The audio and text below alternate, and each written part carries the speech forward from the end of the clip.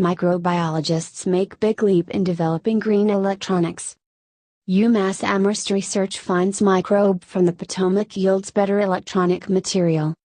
By Janet Lathrop. January 17, 2017.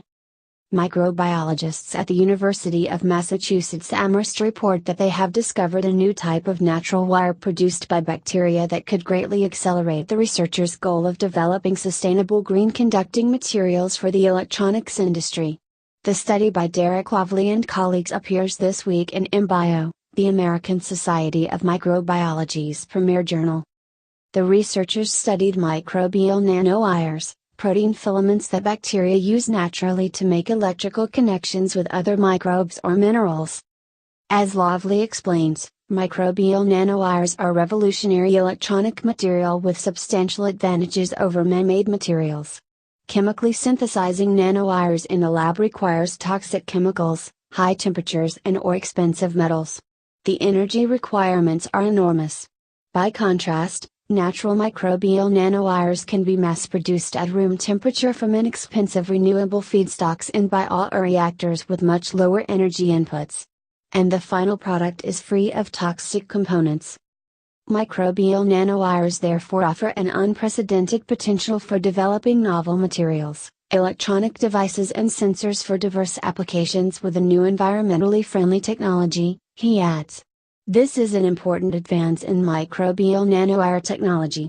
The approach we outline in this paper demonstrates a rapid method for prospecting in nature to find better electronic materials. Until now, Lovely's lab has been working with the nanowires of just one bacterium, Geobacter sulforeducens. Our early studies focused on the one Geobacter because we were just trying to understand why a microbe would make tiny wires, Lovely says. Now we are most interested in the nanowires as an electronic material and would like to better understand the full scope of what nature may have to offer for these practical applications. When his lab began looking at the protein filaments of other Geobacter species, they were surprised to find a wide range in conductivities. For example, one species recovered from uranium-contaminated soil produced poorly conductive filaments. However, another species, Geobacter metallarducens, coincidentally the first Geobacter ever isolated, produced nanowires 5,000 times more conductive than the G. sulforeducens wires. Lovely recalls, I isolated metallarducens from mud in the Potomac River 30 years ago, and every couple of years it gives us a new surprise. In their new study supported by the U.S. Office of Naval Research, they did not study the G. metallarducens strain directly. Instead, they took the gene for the protein that assembles into microbial nanowires from it and inserted this into G. sulforeducens. The result is a genetically modified G. sulforeducens that expresses the G. metallarducens protein, making nanowires much more conductive than G. sulforeducens would naturally produce. Further, Lovely says, we have found that G. sulforeducens will express filament genes from many different types of bacteria. This makes it simple to produce a diversity of filaments in the same microorganism and to study their properties under similar conditions.